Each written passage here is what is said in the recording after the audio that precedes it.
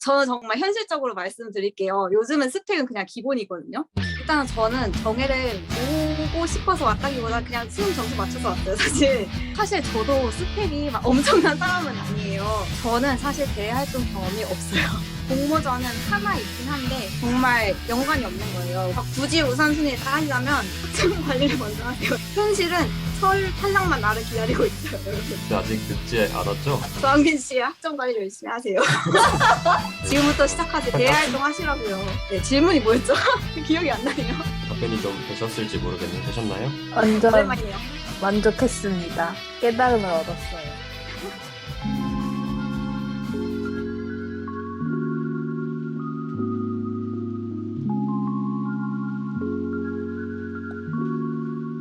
네, 안녕하세요. 먼저 저는 정치외교학과 16학번이고요. 그리고 저는 올해 2월에 졸업했습니다. 네. 그래서 제가 이제 많은 질문들도 받아보고 하면서 좀 준비를 살짝 했는데, 제가 준비한 내용도 그렇고, 여러분의 질문이 더 중요할 것 같아가지고, 제가 준비한 말은 조금 하고, 그리고 여러분의 질문 위주로 진행을 하도록 할게요. 그래서 이제 먼저 가장 궁금해 하신 게 마케팅이 무엇인지, 그 마케터가 무슨 일을 하는지를 제일 궁금해 하신 것 같아요. 그래가지고 그거를 먼저 설명드리려고 하는데, 그래서 먼저 마케팅이랑 뭐 광고 쪽, 저는 광고 대행사 지금 다니고 있고, 어, 그쪽에서 어떤 일을 하고 있는지부터 설명을 드리려고 합니다.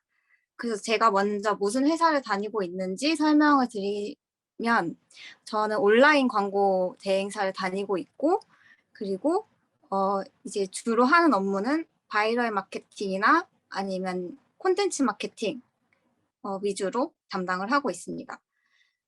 그래서 마케팅이 뭔지 설명을 드리고 싶은데, 제가 사실 전공이 정치외교학과다 보니까 사실 전공으로서 배운 적은 없어요. 그래서 제가 마케팅은 무엇이다 이론적으로 딱히 이렇게 말씀을 드릴 게 없고, 그냥 제가 지금 하고 있는 업무 위주로 어떤 건지, 제가 생각하는 마케팅이 무엇인지를 먼저 말씀을 드리면, 먼저 마케팅은 이제 생산자, 기업이 이제 소비자에게 자기의 제품이나 서비스를 전달할 때 그 사이에 이루어지는 모든 과정이 있거든요. 그거를 담당하는 게 마케팅이라고 생각을 하고, 그래서 뭐 기업이 제품을 냈을 때 신제품을 어떻게 홍보를 하고 어떤 타겟을 대상으로 홍보를 할 것인지, 그리고 어떤 매체를 통해서 노출을 할 건지, 그런 거에 대해서 다 고민을 하고, 그리고 그것을 어떻게 유통할 건지, 그런 과정들을 다루는 게 마케팅이라 생각을 하고, 그리고 그 중에서 온라인 마케팅도 되게 여러 가지 분야가 있어요. 예를 들어 뭐 앞에 그 선배님께서 많이 말씀을 해주셨을 것 같은데, 뭐 TV로도 광고를 할 수 있고, 그리고 뭐 지면으로도 광고를 할 수 있고, 아니면 여러분 주변에 되게 많이 있을 텐데 버스나 지하철 광고도 있고, 아니면 그냥 뭐 인터넷에 옆에 그 디스플레이 애드라고 해가지고 배너 같은 데 뜨는 그런 것도 있거든요. 아니면 뭐 여러분이 접속을 하다 갑자기 창이 팍 뜨면서 무슨 광고가 뜨잖아요. 그런 방법도 있고, 그래서 그런 굉장히 많은 매체들이 있는데, 그 중에서 온라인 위주, 인터넷으로 볼 수 있는 것 위주로 하는 게 온라인 마케팅입니다. 그래서 이제 제가 하는 업무를 더 자세하게 설명을 드리면, 온라인 마케팅에는 되게 여러 가지가 또 있어요. 그 중에서 바이럴 마케팅은 무엇이냐면, 바이럴이 약간 이렇게 전파되는 그런 뜻을 가지고 있거든요. 그래서 보통 이제 여러분이 뭐 검색을 하거나 할 때 검색 엔진을 통해서 정보를 얻고 할 때 가장 먼저 보게 되는 게 광고에 있어서 유리하잖아요. 그러한 가장 유리한 광고 위치에 올라가기 위해서 이렇게 여러 군데에 퍼뜨리는 게 바이럴 마케팅이라고 생각하시면 좀 쉬울 것 같아요. 그래서 예시를 들자면, 네이버에 여러분이 검색을 했을 때 어떤 특정 키워드를 검색을 해요. 예를 들어 뭐 부산을 놀러 간다. 그래서 부산을 가서 내가 렌트카를 빌리고 싶을 때 어떤 게 나오는지를 보면, 부산 렌트카 추천 이런 걸로 키워드를 치면 거기 위에 상위 노출이라고 해서 가장 위에 어떤 것들이 뜨는지 볼 수 있거든요. 근데 거기에 예를 들어 뭐 블로그 렌트카 업체에 대한 블로그 게시물이 있을 수도 있고 아니면 어떤 자동차 관련된 카페 커뮤니티에서 써진 글이 있을 수도 있고 그렇게 여러 가지 게시물들이 뜨는데 거기서 가장 우위를 선점하기 위해서 뭐 체험단이나 아니면 커뮤니티 바이럴을 통해서 마케팅을 하는 게 바이럴 마케팅이라고 생각하시면 돼요. 좀 안 어려우실까요? 괜찮죠? 제가 말을 빠르게 해가지고 조금 네, 숨을 가다듬고 다시 얘기를 하자면 그렇게 뭐 체험단 같은 거를 운영을 하고 체험단 모집부터 시작을 해가지고 모집부터 그 제품 전달할 때 그 배송 리스트 같은 거 정리하거나 그리고 그 제품이 도착을 했을 때 그 체험단들이 어떻게 글을 써야 하는지 그런 가이드를 전달하는 것부터 다 저희가 담당을 하고 있고 그리고 그 체험단이 예를 들어 글을 올렸을 때 그 광고주가 원하는 방향으로 글을 썼는지 확인하는 그런 부분까지도 저희가 담당을 하고 있고요.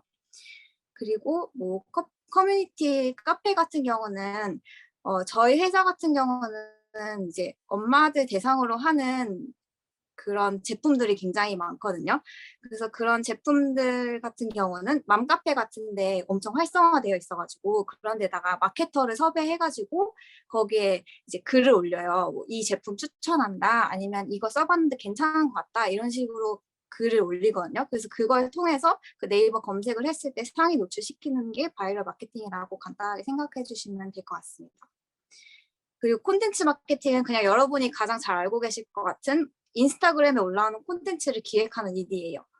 그래서 그런 기획부터 시작해서 뭐 디자이너한테 어떤 시안을 전달하거나 뭐 만약에 촬영이 필요하면 촬영하는 것까지 모두 맡아서 진행을 하고 그리고 그 인스타그램 콘텐츠를 올리고 나서도 광고를 집행을 하거든요. 그래서 여러분들 인스타그램 피드 보시면 가끔 스폰서드라고 뜨는 게 있거든요. 그게 다 광고를 집행한 거예요. 그래서 그런 광고를 통해서 앞에 선배님이 말씀하신 것처럼 효율을 분석하고 어떤 타겟을 했을 때 가장 효율이 제일 잘 나왔는지 그런 걸 분석을 해가지고 타겟팅을 하는 그런 걸까지 포함을 해서 말씀드릴 수 있을 것 같습니다. 그리고 요즘 가장 중요하다고 생각하는 것 중 하나가 저는 그 퍼포먼스 마케팅이라는 거거든요. 퍼포먼스 마케팅은 저희 회사는 퍼포먼스 마케팅을 그 전문적으로는 다루지 않고 있어요. 근데 퍼포먼스 마케팅이 뭐냐면 아까 그 앞에 말씀하신 선배님께서 가장 또 강조를 하셨던 수치를 가지고 데이터를 가지고 하는 마케팅이에요. 그래서 예를 들어 광고를 집행했을 때 몇 명이 클릭했고 몇 명이 조회를 했고 몇 명까지 도달을 했고 그런 거를 분석을 해서 이 광고는 효율이 좋았다 아니면 효율이 별로 안 좋아서 다음 광고 집행할 때는 더 이런 타겟을 위주로 해봐야겠다 이런 걸 분석하는 게 퍼포먼스 마케팅이에요. 그래서 이런 퍼포먼스 마케팅은 아예 퍼포먼스 마케팅만 하는 대행사도 있거든요. 그래서 저희 같은 경우는 그런 대행사에 대대행을 맡기기도 하고 그렇게 진행을 하고 있습니다. 그래서 제가 하는 업무는 한 이 정도 설명을 드리면 될 것 같고 질문을 먼저 받아보면 좋을 것 같아가지고 질문을 혹시 해주시면 제가 그거에 맞게 답변을 드릴게요. 네. 포토샵 같은 경우는 그러니까 있으면 좋다예요. 모든 기술은 항상 있으면 좋아요. 왜냐하면 없으면 그 회사 입장에서는 가르쳐야 되는 거잖아요. 얘들 엑셀을 할 줄 모른다. 그러면 실무를 바로 투입을 하지 못하는 거예요. 그래서 그런 경우에는 이제 회사 입장에서는 못하는 사람보다는 할 수 있는 사람을 더 선호를 하겠죠. 그래서 포토샵 같은 경우는 사실 기획자 입장에서는 그렇게 엄청 필요한 기술은 아니에요. 근데 그래도 어느 정도 뭐 예를 들어 텍스트를 수정을 한다거나 뭐 아주 기본적인 거 사이즈 조정을 한다거나 그 정도만 할 줄 알면 될 것 같아요. 이런 거는 그 인터넷에 검색을 해서 독학으로 배울 수 있잖아요. 그래서 저도 포토샵 같은 경우는 독학으로 그냥 기본적인 것만 배웠었거든요. 관심이 조금 있어가지고. 그래서 그 정도만 하시면 충분할 것 같고 그 이상으로 하면 훨씬 좋긴 하겠죠. 근데 이제 가장 광고에 있어서 가장 중요한 건 아무래도 엑셀을 진짜 많이 다뤄가지고 엑셀 엑셀 실력이 가장 또 중요할 것 같아요. 엑셀이나 아니면 저희는 그 기획을 할 때 스토리보드라는 걸 짜거든요. 그거를 PPT로 이제 만들어요. 그래서 PPT도 사실 그냥 그 기본 도형만 사용하긴 하는데 PPT 기본만 해도 좋을 것 같고, 그리고 PPT는 저희가 광고 대행사다 보니까 광고주한테 제안을 하는 경우가 많거든요. 그 제안서를 쓸 때 PPT로 만들기 때문에 PPT 스킬도 있으면 좋을 것 같아요. 네, 저는 복수 전공을 할 수 있다면 무조건 하는 게 좋다고 생각을 해요. 왜냐면 저희가 우선 대학을 왔는데 대학을 와서 더 많은 걸 배우면 더 좋은 거잖아요. 똑같은 등록금 내는데 최대한 많이 뽑아가야 되잖아요. 그래서 복수 전공을 하면 좋은 이유가 내가 완전 몰랐던 분야에 대해서 그 분야를 완전 파고드신 교수님의 말을 들을 수 있는 게 가장 좋은 거예요. 왜냐하면 그런 전문적인 지식은 어디 가서 막 쉽게 얻을 수 있는 지식이 아니잖아요. 그래서 복수 전공을 하는 걸 정말 추천드리고, 저 같은 경우는 글로벌 통상을 복수 전공했고, 글통을 조금만 설명드리면 이제 무역 관련해서 이제 배우는 거예요. 근데 그 안에서도 뭐 예를 들어 뭐 그 FTA 같은 지역 협정이나 뭐 국제 통상 법도 배우고 아니면 글로벌 마케팅도 거기서 배우긴 하거든요. 근데 저는 그래서 그때 글로벌 마케팅 수업을 통해서 마케팅 수업을 처음 들어봤어요.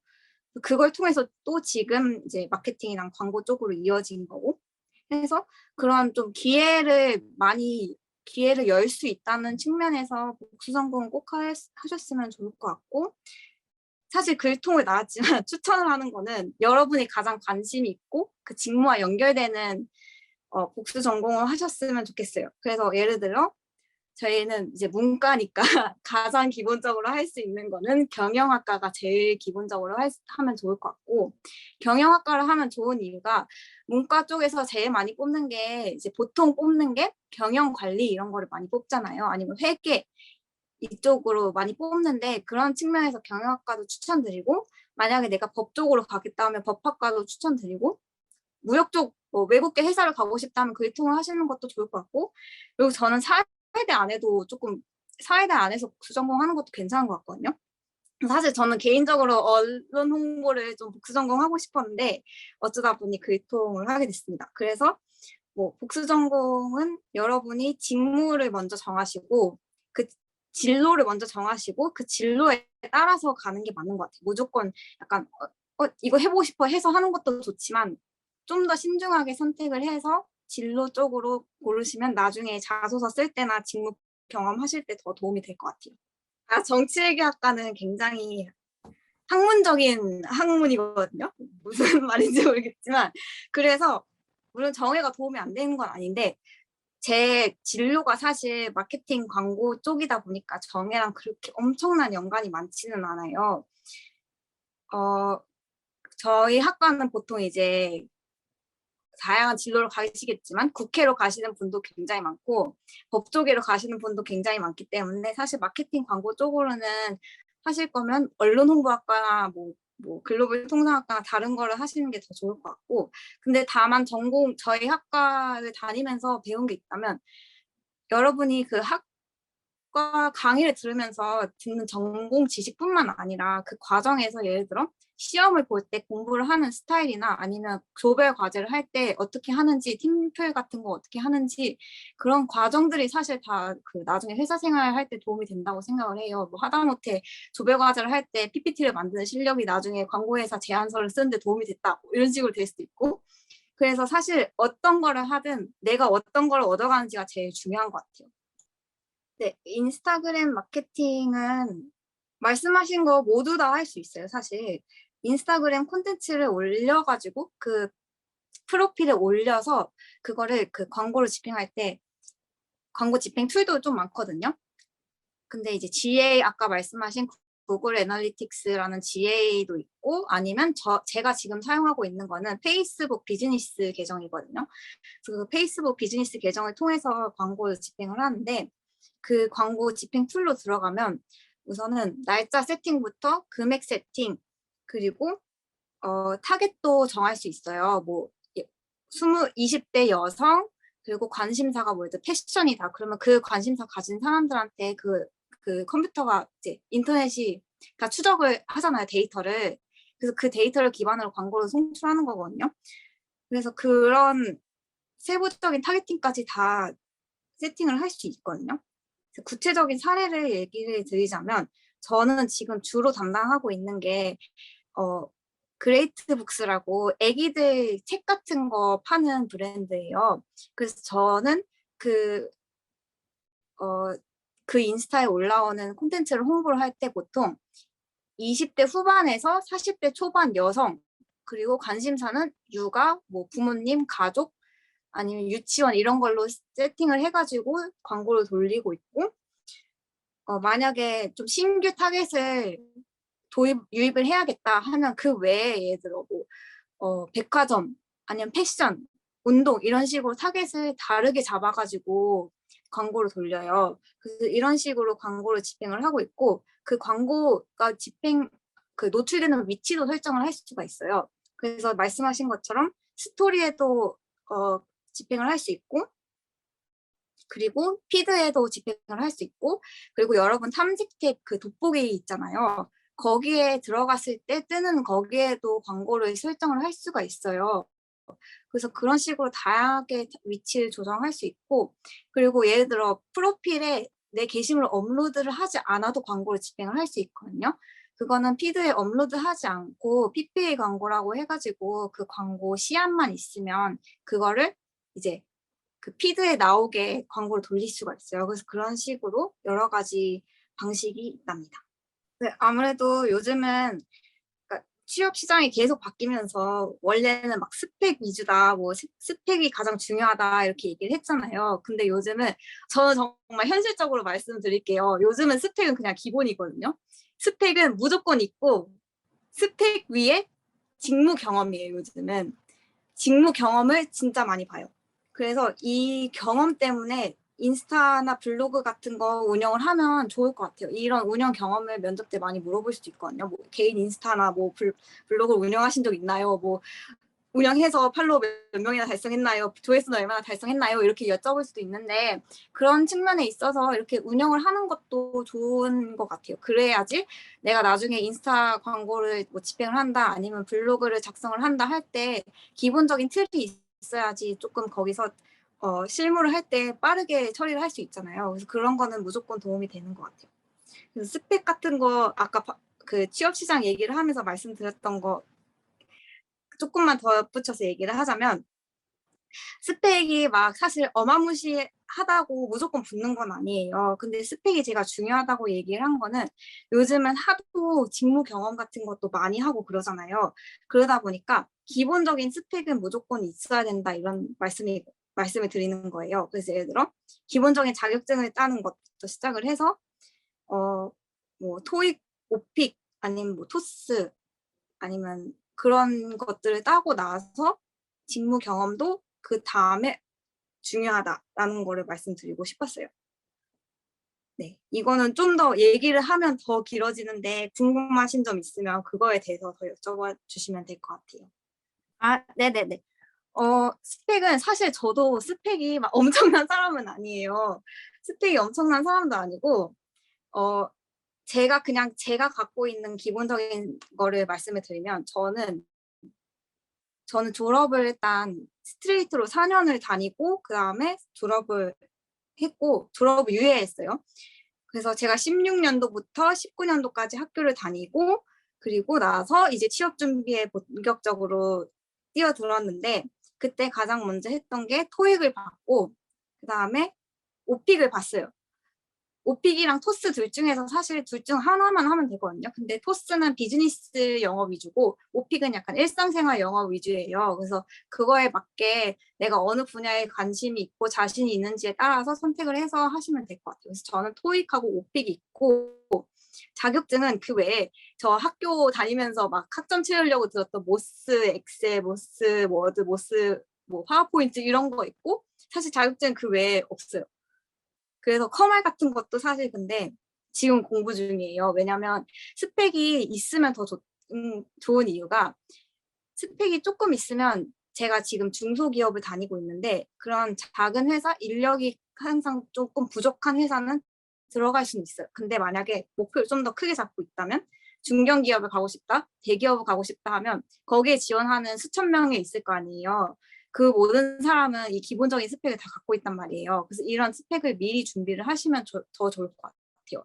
그래서 좀 더 기본적인 거 얘기를 드리면 컴퓨터 활용 능력 자격증 있으면 좋을 것 같고, 그리고 한국사 그것도 있어야 되고, 그 외에는 사실 저는 기본적인 그 자격증은 별도로 딱히 없다고 생각을 하는데, 거기서 추가적으로 자격증을 따고 싶다 하면 자기 직무랑 관련된 자격증을 따면 되거든요. 그래서 마케팅이다 하면 예를 들어 GA2를 다루는 자격증을 딴다거나, 아니면 조금 뭐 경영 쪽으로 간다 하면 회계 관련된 거를 딴다거나, 그런 식으로 조금 직무 관련해서 자격증을 거기서 추가를 하시면 될 것 같고, 그리고 직무 경험 같은 경우는 이제 가장 좋은 건 아무래도 회사랑 가장 유사한 인턴이 제일 좋은데, 사실 인턴도 요즘은 붙기 어렵잖아요. 금턴이라고 해가지고 인턴을 하려고 하는데 막 인턴도 경력 사항을 봐.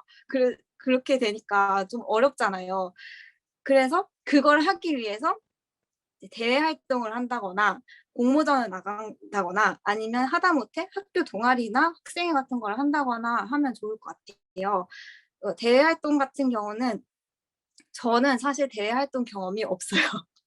대외 활동 경험이 없고, 공모전은 하나 있긴 한데 정말 연관이 없는 거예요. 뭐 인권 논문 공모전에서 상 탄 거 하나 있고, 그리고 이제 나머지 그 활동이 있다면 저는 학생회를 거의 4년 동안 내내 했어요. 학생회를 4년 내내 했고, 그리고 학과 동아리 학과 소모임이 있거든요. 저희 이제 정의사랑이라는 소모임이 있는데 거기서 그거를 4년 내내 했어요. 그거를 4년 내내 하고 1년은 거기서 짱하고, 그리고 학생회도 4년 내내 하면서 홍보국장, 뭐 기획국장 하고, 마지막에 4학년에 저는 학생회장을 했었는데, 그런 식으로 활동을 했을 때 가장 여기서 포인트가 뭐냐면, 어떤 활동을 하든 거기서 얻는 게 있어야 돼요. 내가 무슨 대외 활동 아무거나 했는데 그냥 이름만 있어. 그리고 그거에 대한 경험이 없다 하면 사실 뭐 이름만 있는 거가 되잖아요. 그래서 사실 거기서 무슨 경험을 얻었는지가 가장 중요한 것 같고, 근데 이름만 있는 것도 사실 좋은 게 이력서에는 많이 쓸 수 있어서 괜찮긴 한데, 그래도 거기서 경험을 많이 얻을 수 있는 게 중요하다라고 생각하시면 될 것 같고, 경험은 거기서 만들어주는 게 아니고 여러분이 만드는 거예요. 그래서 아무리 되게 별로였던 대외 활동이어도 거기서 내가 이 대외 활동은 되게 별로였는데 나는 어떻게든 여기서 뭔가 얻으려고 이렇게 했다, 이런 경험도 나중에 자소서에 녹이시면 조금 좋지 않을까 싶어요. 너무 좋은 질문이네요. 저는 이거를 아직도 고민을 하고 있어요. 가장 큰 고민이고 가장 해결하기 어려운 고민이라고 생각을 하거든요. 근데 이제 일단 저는 정예를 오고 싶어서 왔다기보다 그냥 수능 점수 맞춰서 왔어요. 사실 저는 원래는 고등학교 때 지리학과를 가고 싶었어요. 굉장히 뜬금없죠. 지리교육과를 가고 싶어서 수시 6개도 다 지리교육학과를 썼고, 그리고 정시에서도 지리학과를 썼는데, 학교가 정치외교학과를 쓴 학교가 조금 더 학교가 좋아서 정치외교학과로 왔어요. 굉장히 현실적이죠. 근데 이 학과를 와가지고 고민을 되게 많이 했거든요. 강의를 들으면서 내가 이거에 진짜 관심이 있는 게 맞나? 막 저 앞에서 맨 앞에 앉은 애들이 정치에 관련해서 저는 이렇게 생각합니다. 뭐 이번 사건에 대해서 이렇게 생각합니다. 막 얘기를 하고 있는데 저는 제 정치적인 입장이 없는 거예요. 그래서 그거에 대해서 고민이 엄청 많이 들었고, 그리고 그때도 사실 광고에 관심이 있던 건 아니었어요. 재학 중에서 광고나 마케팅을 하겠다는 확고한 생각은 한 번도 한 적이 없었고, 다만 조금 관심을 갖게 된 계기는 일단 그 글로벌 통상학을 수전공하면서 조금 더 이런 분야도 있구나, 이런 일도 있구나라는 걸 많이 느꼈고, 그리고 이제 글로벌 마케팅 수업을 들었다고 했잖아요. 근데 그 수업을 들었을 때 그 조별 과제가 하나의 상품과 시장을 정해가지고 그거를 실제로 마케팅하는 것처럼 뭐 발표를 하는 그런 과제가 있었거든요. 근데 그런 걸 할 때 조금 재미도 있었고, 조금 관심을 가서 마케팅에 관심을 갖게 되었고, 그리고 또 학교 외에도 저희 아버지가 마케팅 쪽에서 해외 영업 쪽에서 일을 하셨어가지고 그쪽에 나중에 이제 학교 다 수료하고 나서 아 이제 뭐라도 해야 되는데 뭐 해야 되지? 막 이렇게 생각을 하고 있을 때 아빠가 이런 거 했었지? 막 이렇게 생각을 하면서 그럼 나도 이런 거 할 때 아빠한테 조언을 얻어봐야겠다 하면서 또 관심을 갖게 됐던 것도 있었어요. 그리고 또 광고 마케팅을 생각하게 된 가장 큰 원인인 것 같은데 저는 사실 마케팅 자체보다는 기획 쪽에 관심을 조금 가지게 되어가지고 아, 그럼 내가 기획을 할 수 있는 일이 무엇일까 하다가 이제 광고 마케팅 쪽에 관심을 갖게 되었고 그거를 또 어떻게 발견을 했냐면 제가 학생회를 4년 동안 했다고 했잖아요. 근데 그 4년을 하면서 저는 홍보국이랑 기획국에 있었어요. 근데 그때 뭔가 내가 아이디어를 내가지고 사람들한테 얘기를 했을 때 그게 반응이 조금 좋았던 것 같고 그리고 그걸 실제로 실현을 할 때 그 단계가 조금 재미있었어요. 뭐 기획을 해가지고 아이디어를 만들고 그 아이디어를 실행을 하기 위해서 어떻게 구체적으로 어떻게 홍보를 해야 되고 어떤 행사는 어떻게 진행을 해야 되고 그런 거를 뭐 국장으로 있었을 때랑 그리고 학생회장 하면서 학생회장은 사실 진짜 모든 거를 기획을 해야 되거든요. 기획국들이 있겠지만 그걸 총괄하는 사람이기 때문에 그걸 더 자세하게 봐야 되는 사람이기 때문에 그런 걸 하면서 아 기획을 하는 게 되게 재밌구나 그리고 뭔가를 운영하는 게 되게 재밌구나 이런 거를 많이 느꼈어요. 그래서 마케팅 쪽으로 생각을 하게 됐어요. 잠시만요. 질문을 조금 읽어볼게요. 재학 당시에 갖고 있던 마음가짐은 저는 항상 약간 미래가 어떻게 될지 모르니까 일단은 해보자 이런 마인드로 했던 것 같아요. 내가 학점 관리를 하는 게 저는 학기 중에는 가장 중요했거든요. 왜냐하면 학점은 사실 한 번 말아먹으면 되돌릴 수가 없잖아요. 그래서 저는 학점도 왜냐하면 스펙 중에서 제일 조금 중요하다 할 수 있는 스펙인데 오픽은 사실 한 번 보고 점수가 별로면 다시 보면 돼요. 근데 학점은 별로라고 바꿀 수가 없잖아요.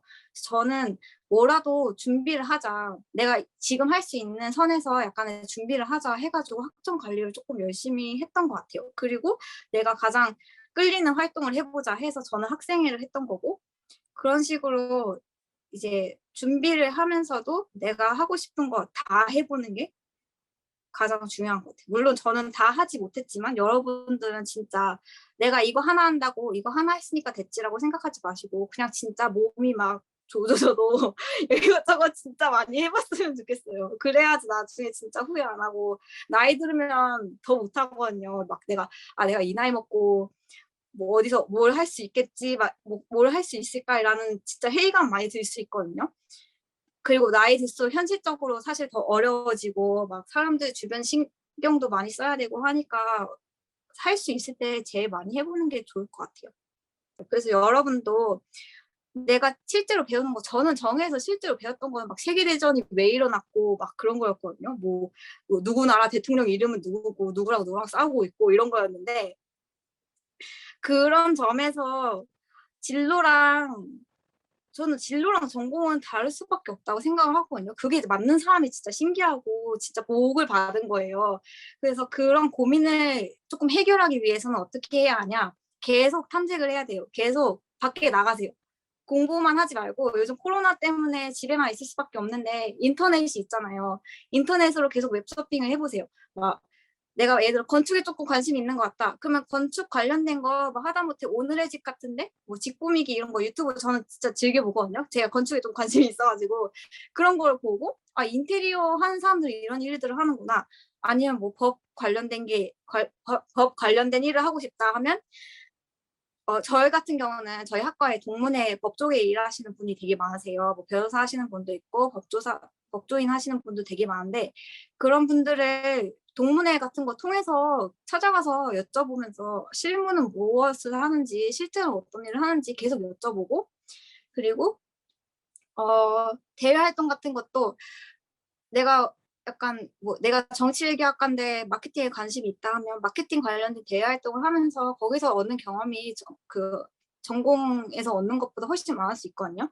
그래서 그런 활동을 계속해서 탐구를 하고 방학 때 가지고 내가 학기 중에는 공부하느라 좀 힘들었으니까 쉬자 이런 것보다는 조금 탐색을 했으면 좋겠어요. 저는 막 방학 때 저는 이제 계속 비대면으로 아니 대면으로 학교를 다녔으니까 이제 방학 때 되면 무조건 집에 있게 되는 거예요.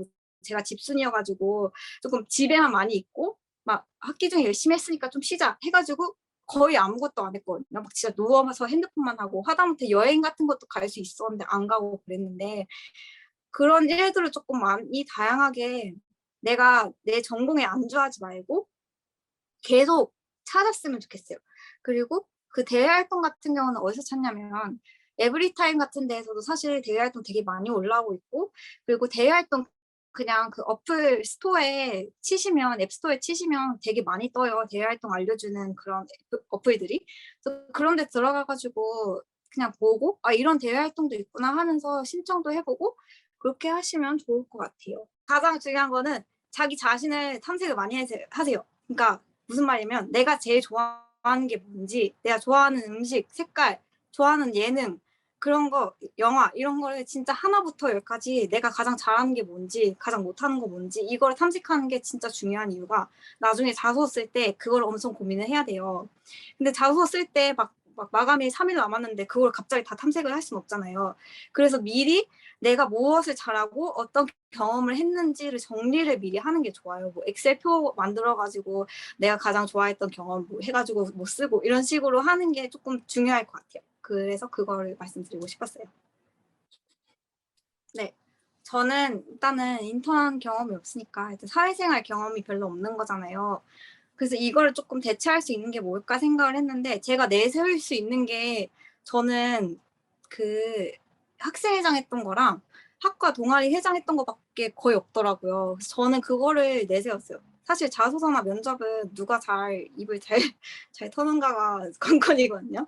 그래가지고 그거를 어떻게 설명을 했냐면 학생회장을 할 때 내가 어떤 활동들을 기획을 어떻게 했고 그걸 준비하기 위해서 어떻게 했다 뭐 이런 것부터 시작해서 학생회장 하면 회계감사도 하잖아요 저희 학교는. 그래서 그 회계감사를 할 때 어떻게 진행을 했고 그리고 뭐 예를 들어 이월금 같은 것도 회계할 때 봤는데 저는 제가 학생회장 할 때 이월금을 조금 적게 받았어요. 그래서 처음에 시작할 때 너무 어려웠는데 그거를 저는 나중에 제가 이월금을 남길 때 거의 제가 처음에는 한 3만 원 정도로 시작했거든요.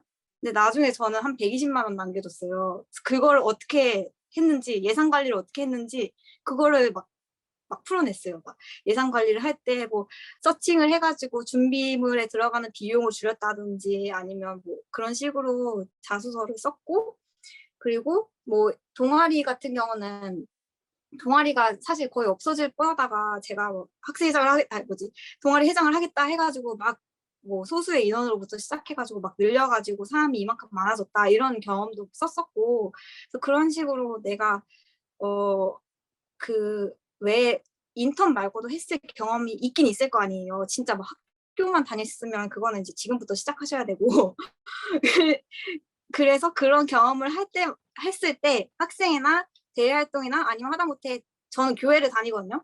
뭐 교회에서 뭐 조직 그 청년부 같은 거 할 때 어떻게 회장을 하면서 뭐 어떻게 했다 아니면 뭐 구성원으로서 어떻게 했다 이런 걸 쓰셔도 되고 뭐 그런 식으로 여러분이 가지고 있는 경험을 회사에서 봤을 때 어떻게 좋게 받아들일지를 생각을 하면서 쓰시면 될 것 같아요. 예를 들어 회사는 예산을 당연히 관리를 잘하는 사람을 좋아하겠죠.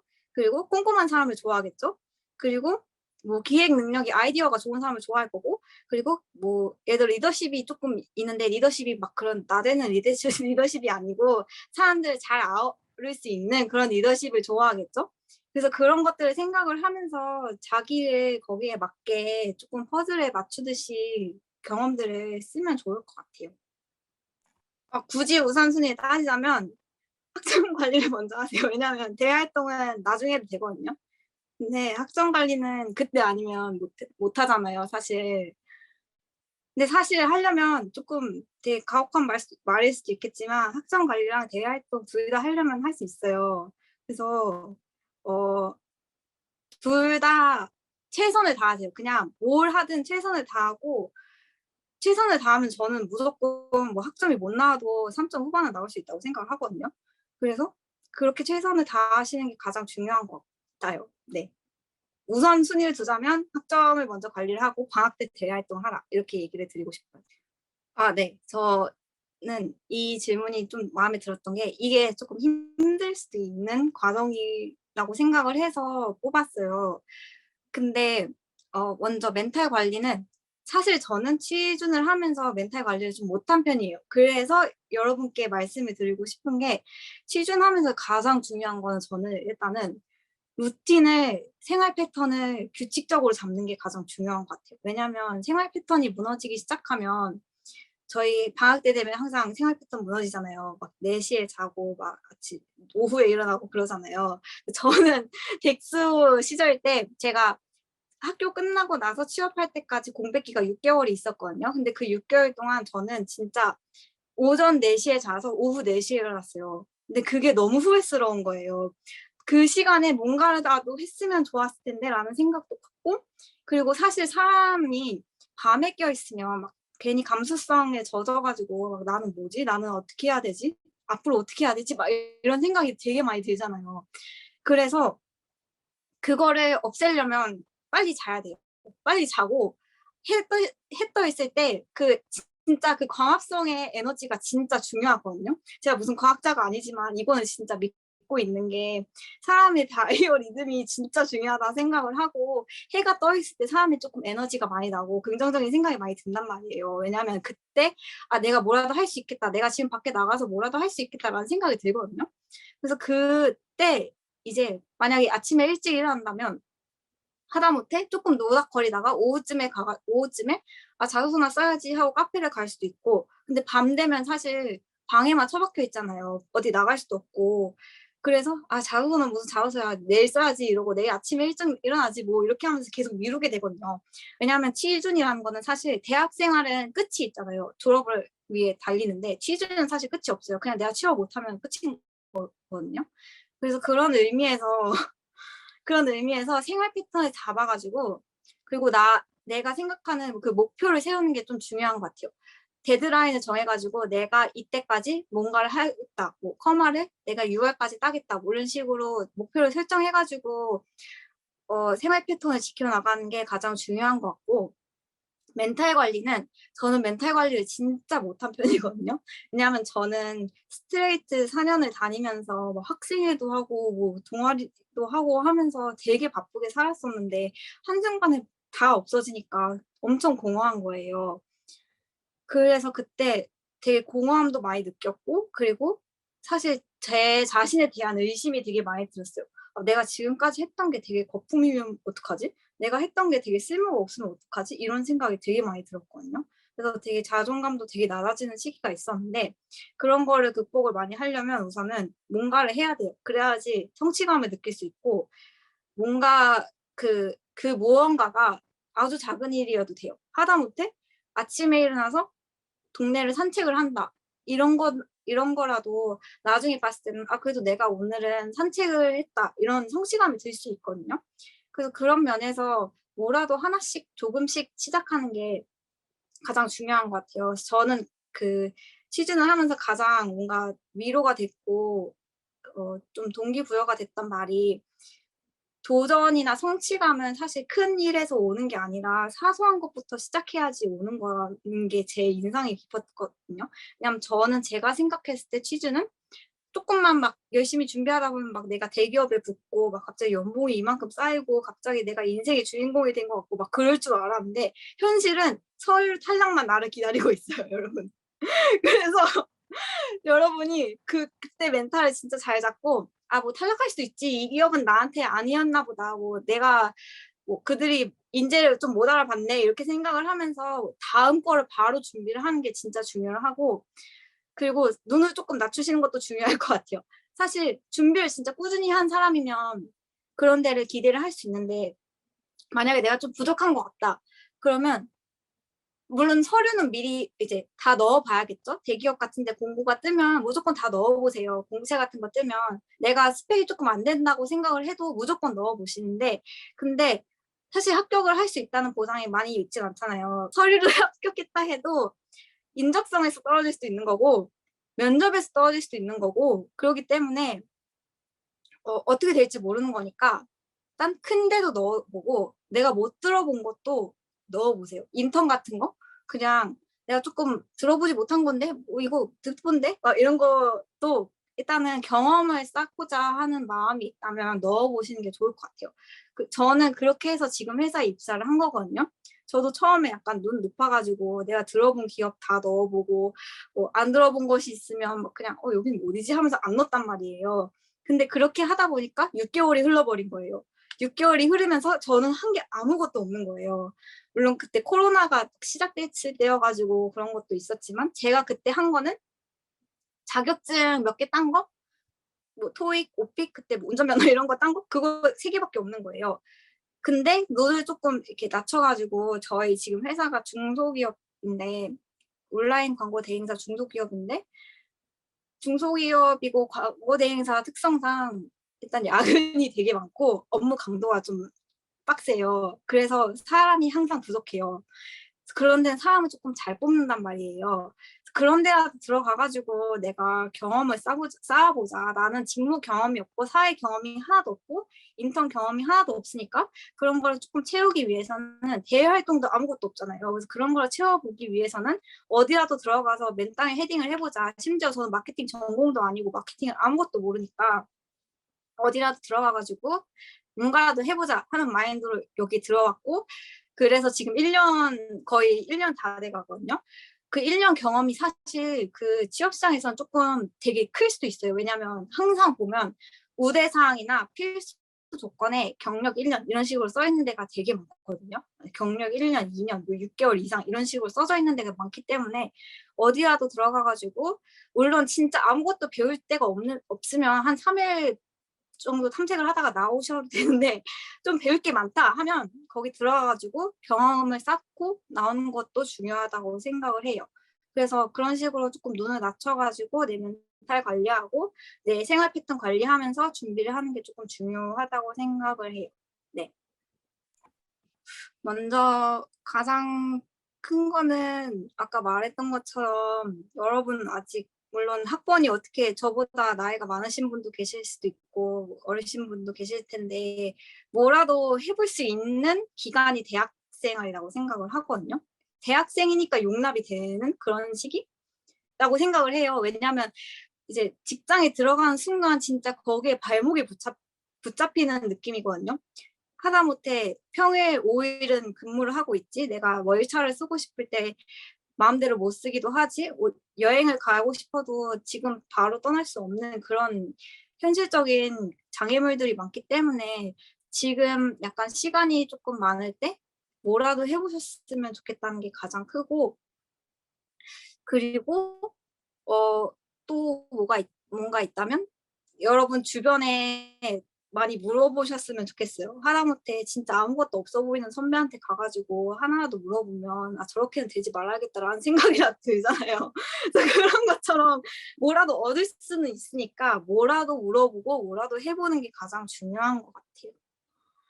그리고 또 제가 하고 싶은 말을 제가 사실 적어놨었는데 그 취업은 사실 정답이 없으니까 제 말을 100% 맹신을 하고 이렇게 해야겠다라고 하시면 안 될 것 같고 조금 여기저기 많이 보면서 취업을 준비하는 게 좋을 것 같고 그리고 조금 이렇게 일상 속에서 팁을 얻을 수 있다면 인스타그램 여러분 많이 하시잖아요. 인스타그램 같은 데서 그 세커스 잡 이런 거 있잖아요. 그런 독지사 이런 페이지들 있거든요. 거기에 취준 정보 같은 거 되게 많이 올라와요. 공고 같은 것도 많이 올라오고 그래서 그런 거 팔로우 하셔가지고 내가 조금 잊을 때쯤 그 피드를 내리다가 뜨거든요. 그러면 현재 자각을 하게 돼요. 나 이 취준생이었지 막 이러면서 그런 의미에서 약간 그런 것도 소소한 실천을 하시는 게 좋을 것 같아요. 인스타그램에서 거기를 팔로우 해가지고 정보를 얻는다거나 아니면 그 대활동 같은 앱 들어가가지고 살펴본다거나 그런 소소하게 조금씩 실천하는 게 중요할 것 같다고 생각이 들어요.